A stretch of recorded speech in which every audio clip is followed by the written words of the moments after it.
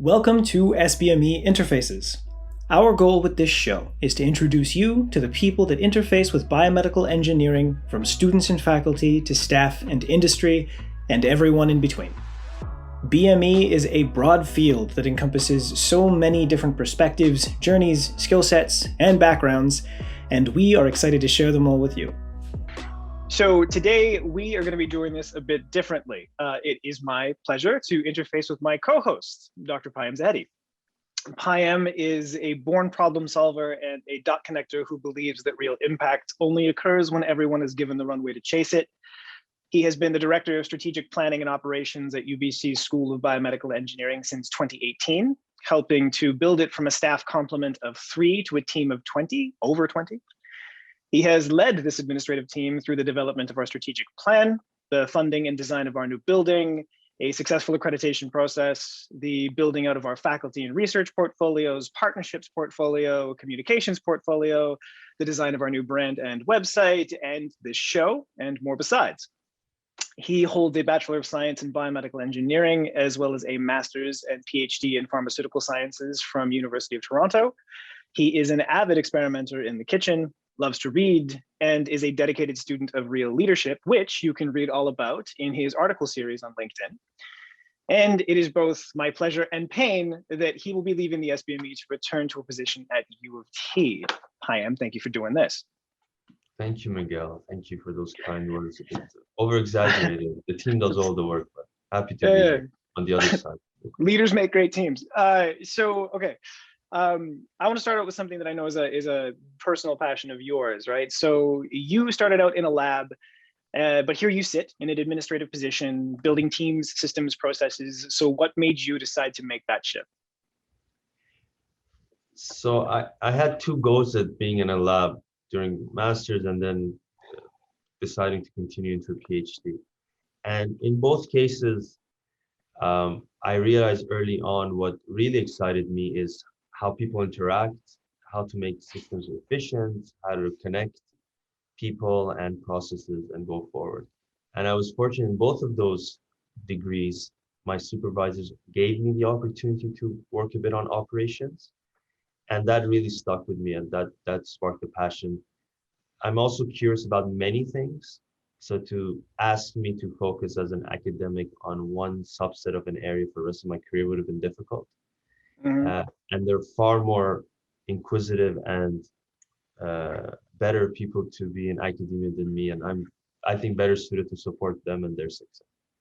So that's another one of those things we've talked about before, right? Is the self-awareness, like not to push into something that you know will make you unhappy later on. So we've talked a lot about how you crossed the country to UBC to help build SBME. What drew you to that opportunity in particular, and what are some of the biggest challenges you faced along the way? So first and foremost, I mean, you've talked about leadership already, and it was the leader at top of SBME, Peter Zanstra. I've had the pleasure of working with him a little bit at the University of Toronto before he transplanted over here. And it was a unique opportunity to work with him more closely. I've also, maybe fortunate or not, in my young career relatively, I've always worked on new initiatives and sort of being in that environment where it's more of akin to a startup. And so that excited me. And Peter uses this phrase greenfield, and that stuck with me, like you can do something from scratch. And so, then the broad portfolio and being able to be in an initiative that spanned 2 faculties, and I am a trained biomedical engineer, so it was also full circle to come back to a School of Biomedical Engineering and try to help build that out with Peter and the team. And what were like the biggest hurdles for you when you finally sat in that chair? What was like, holy crap, I got to do this now? Yeah, a lot of things were new to me, to be frank. And so building a team across many portfolios, finance, HR, student services, all the way to comms now with your leadership. Being a new entity that spanned 2 faculties, there were all these processes that we had never been done before at UBC. So trying to navigate those and finding solutions. I think those were the main things. Mm-hmm. So, okay, looking back on how far the school has come since you first sat in that chair, What excited you about it then, and what do you really hope for it as you move on to your new role? So I'm biased to the best engineering degree is biomedical engineering. I'm engineering myself. So I was excited that we were creating something on the West Coast and that it could have big impacts locally, nationally, internationally. So to be able to create a program that, and now we've had our first cohort of undergraduates graduate from the program. These are going to be people that are going to be leaders in this area. And there was a robust graduate program in place, but also helping to build that out a bit more and making it a bit more known and attracting great students from around the world.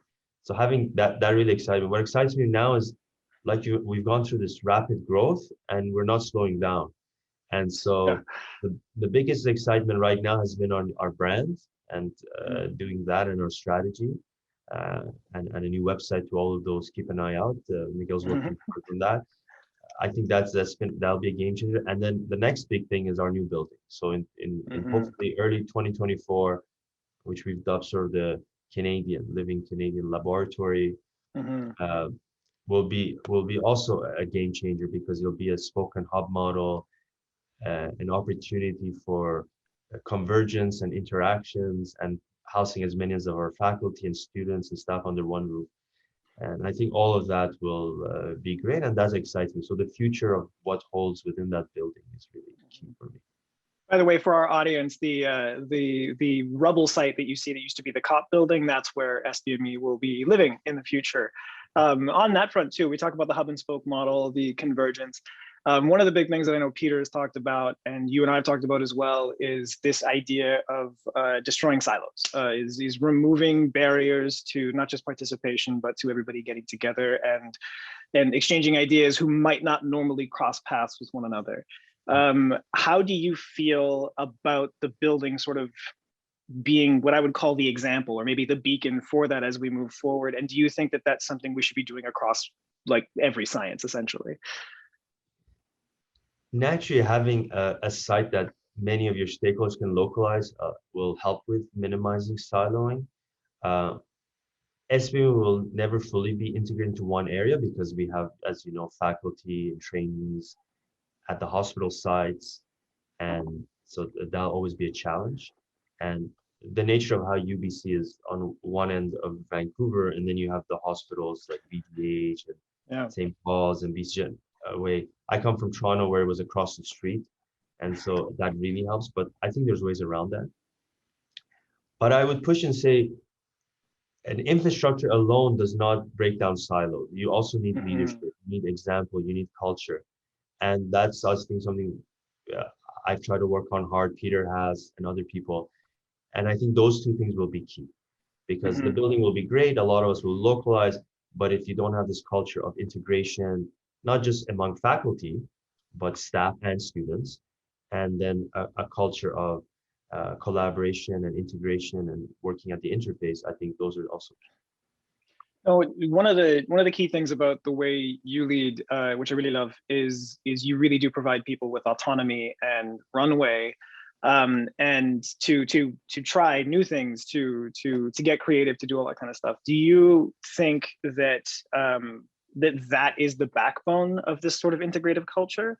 Like I guess what I'm trying to ask is what do you feel is like a primary necessary key to not just building a culture of creativity and collaboration, but one that can scale and last?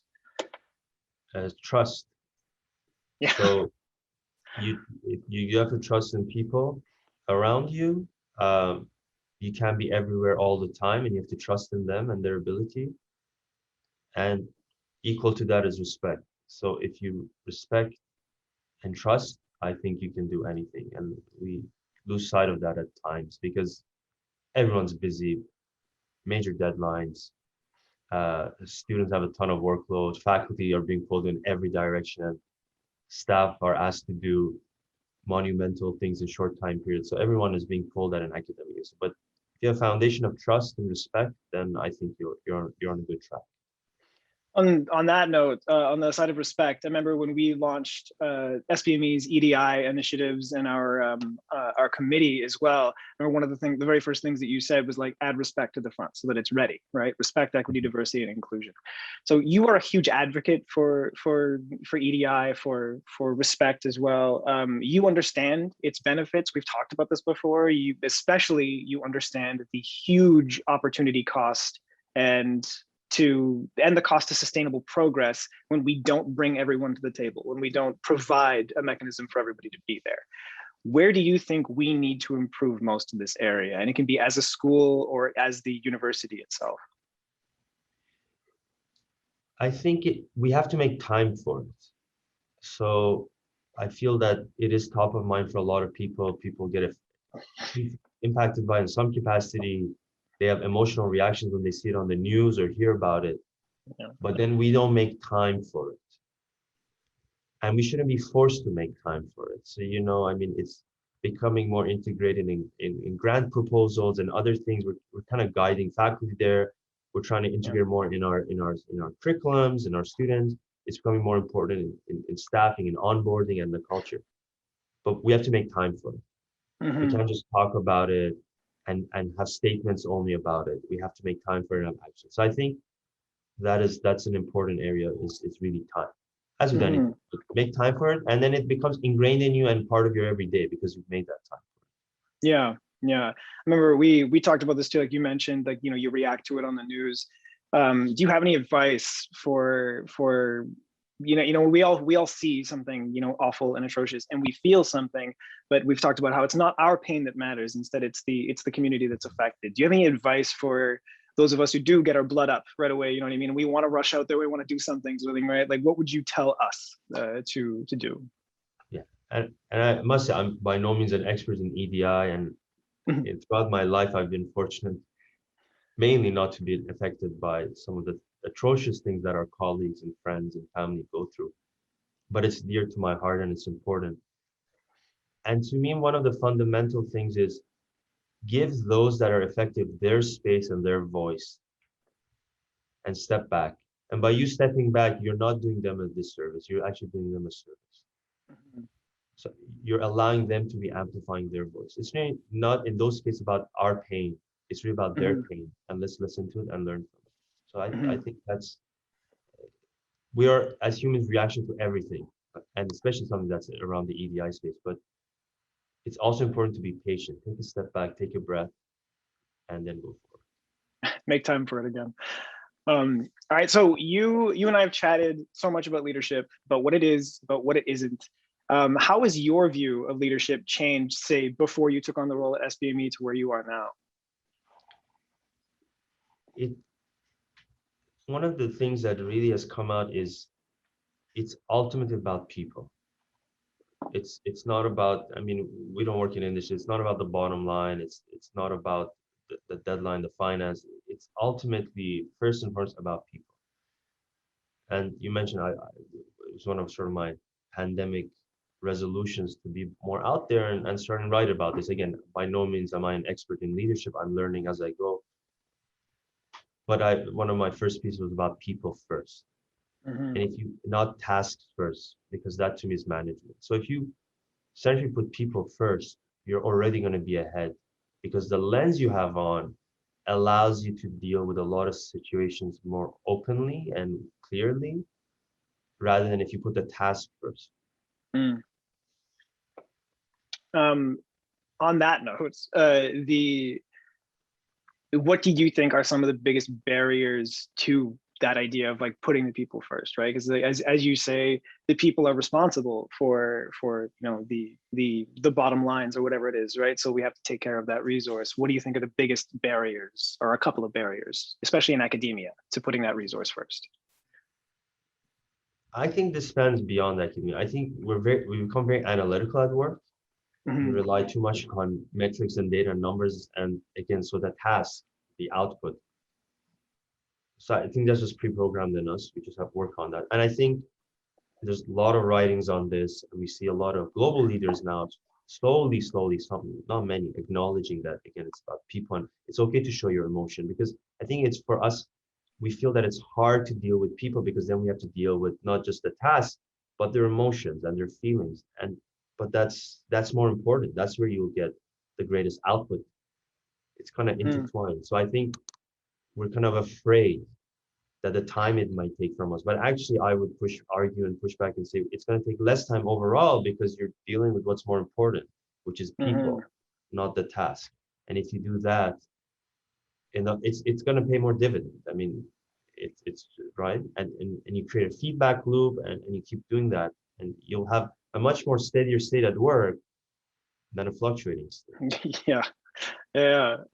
Did you have any what you would call misconceptions about leadership before you stepped into a leadership role? Like, I thought it was going to be this, but it ended up being this. Did you encounter any of that? One thing was that as a leader, you always have to be right and you always have to have the right answer. And I learned early on that that's not the case, and it's rarely the case. And you make a decision, and if it works, it works. It doesn't, it's how you react to that point. And being open about it, that you don't know everything. Yeah. So as a leader, is this difficult balance of showing that you have this strong front and you're there for the team and the people, but also you're a vulnerable person, and you can do both. You can do both, and you're then even a better leader. And then people connect with you and will give more of themselves to the initiatives because they see that and they're passionate about it. If there was one skill that you wish every leader would learn, would start from a place of this, like, I'm going to learn this and I'm going to deploy it in every single thing that I do. Is there one skill or one mindset that you think they should have or learn? There's no secret sauce, but one of the I think important thing is you're dealing with people. So if you have to make time for people, not time for the task and I think that's a very critical shift if you can do it as a leader, because then you approach problems more openly, and when your team has a reaction to something or is in need of something or is having a difficult time, you're much more easily able to help them and support them and guide them. As a leader, you're there to guide. You're not there to tell people what to do. You should guide them. And if you're not doing that, you're not leading. You're managing. That's okay. That's okay with you, but that's not really the goal. So on that note, we've our partnerships manager and myself, we've developed this new Propel series to help PIs and stuff like that learn everything from leadership to even the practical side of filling out grants and that sort of thing. But like overarching, is there one piece of advice you would have for, like, I'm a new PI, I've just walked into my shiny new lab, what do I do now? Like, what would be your advice to me? Remember, you're basically running a company. Like this is your entity. You're running it. So you're the CEO, the CFO, the CSO, the chief human. You're everything. That's a lot.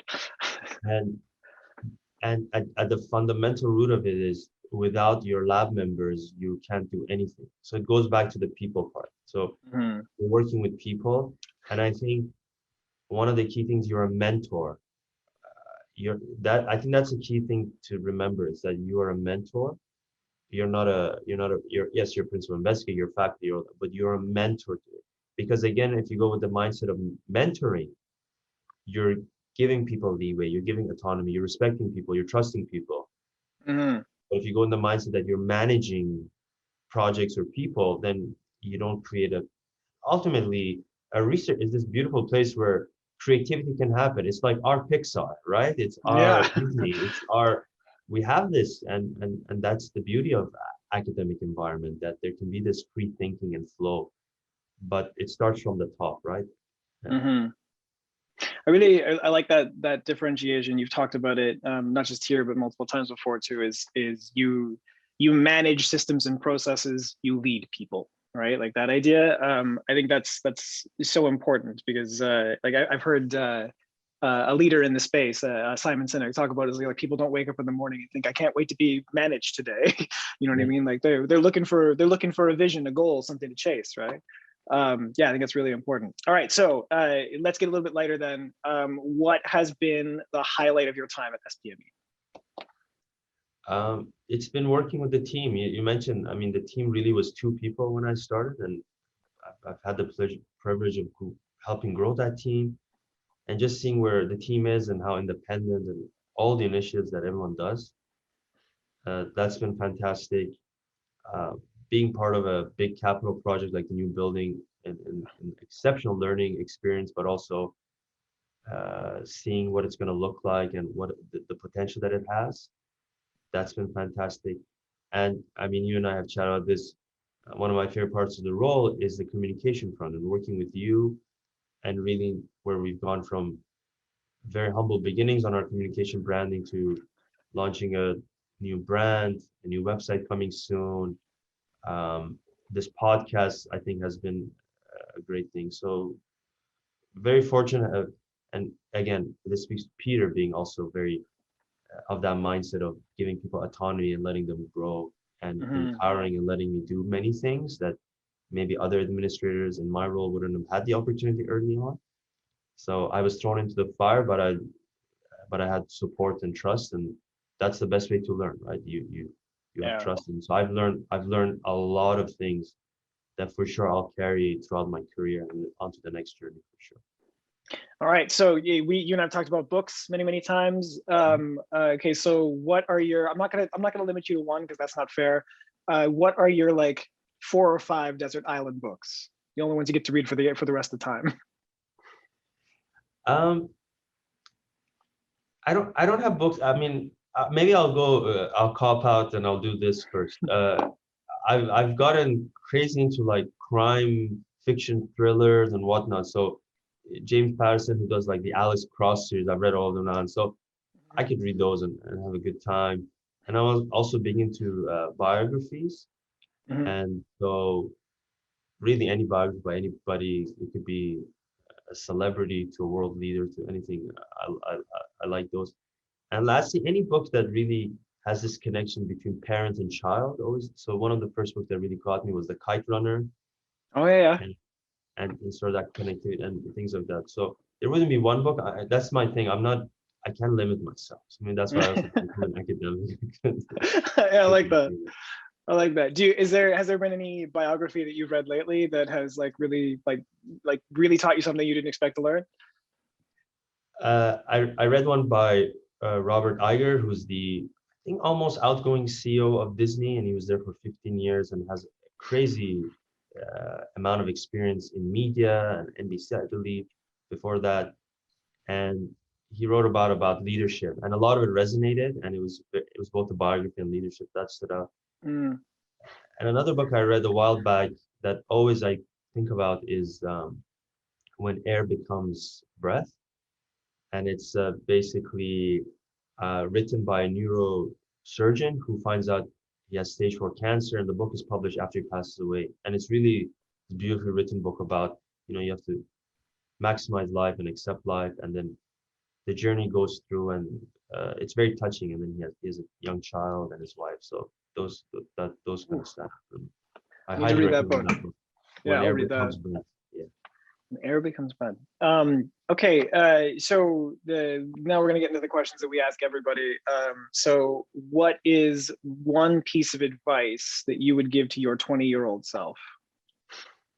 And because I know those kind of questions coming, I thought about it. That's good. That's good. And I landed on one word, and I can expand. It's live. Ooh, that's good. And it's really, I'm very reserved, try to be very calculated, and thus being worried of failure and afraid of trying things. And I would go back to my 20-year-old self who was in undergrad and almost finishing up, and just live, try out things, get on a sports team. You don't make it, doesn't matter. Join a book club, write, doesn't matter if English is not your first language. Teachers have told you English is not your forte, do it. Do things, try things, travel. I was always worried, so I would say live, because when you live, you fail, you learn, you grow. It's that simple. That's good advice. Also, I wanted to ask you as well, like we talked about cooking a lot, right? And you made the transition to being an omnivore to vegetarianism or veganism. I can't remember. Vegan. Vegan, yeah. So you're vegan now. What is like your go-to either like channel on YouTube or whatever to learn about recipes and stuff to cook when it comes to veganism? So I should first say I'm by no means a superstar chef in the kitchen. It was kind of thrown onto me being single first, and my mom's an exceptional cook of many cuisines. So spoiled there, but her being out of town for a while, and so I had to learn. And then once I got married, I took on the responsibility and I enjoyed it. So the key right now is cooking quick meals in 15 minutes so the kids don't tear us apart in the house apart, as you know. Yep. But one of my sort of guilty pleasures when we had cable TV and now more YouTube is I always watch cooking shows just to unwind. It's not about learning, but it's unwind. It could be from diners, drive-ins, and dives with Guy Fieri to more haute couture, like high-level cooking. And right now on YouTube, I'm a heavy YouTube watcher. That's my sort of unwinding. Binging with Babish, a lot of people know that. Yes. Yeah. He's great. And I also like these YouTubers that travel and eat. So there's one, Mark Wiens, who's pretty great. I like YouTubers that are authentic. So that's what I first say. You kind of get a sense they're authentic. They're not gonna do a prank show. They're not gonna do. They're authentic. So those are a couple, and there's a couple great channels, Eater and Munchies and other things that. So it's a great show that's not very PG in language with Action Bronson. Oh, yeah. The title of the show. Yeah, he's awesome. Yeah, so that's delicious. Yeah. No, he's great. And Matty Matheson, boy back home from Ontario, he's pretty raw and funny. I love that his shows too. He's out of hand. Okay, so then the last question then for you that we ask everybody, and I'm very intrigued to hear what this is are there any initiatives, projects, or endeavors that you are overseeing right now? Doesn't have to be SBME, obviously, that you are very excited about and you think we should get excited about. So I recall back when we talked to our provost, Andrew Siri, he said it's like picking your kids, and so it's hard. Yeah. but I'll pick the kids today. On SBME front, I'll say it again, Miguel's been championing our branding and keeping an eye for our website. I'll be excited and looking forward when that comes out, even after I leave. You mentioned Propel. We have a lot of great things. The building, it's nonstop, so people should really keep an eye out. We have a lot of great things that we've developed in-house and pump out.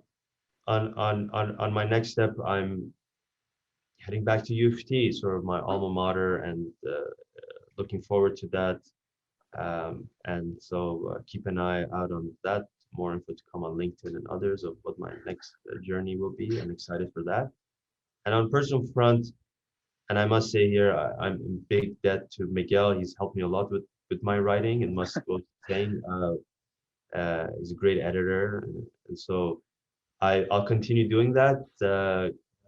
Launched a story recently on the imposter within and the imposter within put on us, and I have a bunch of other coming out, probably one every couple months, one on failure and how do we approach failure and the growth that can come from looking at failure in a positive light, how to deal with feedback, time management, and on change. How do we deal with when changes happen at our workplace? So these are some things that are in the pipeline, and I hope I can do another podcast series once I leave SBME. I've really enjoyed it. It's a really nice way of connecting with people, and they put their guard down, and it's very comfortable, and you have a nice chat. And I always talk about this. 30 minutes is so little. We could easily talk hours with our guests, and I would love to kind of dive into a podcast series once.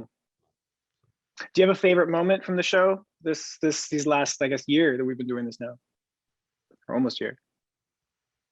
We've been fortunate, great guests.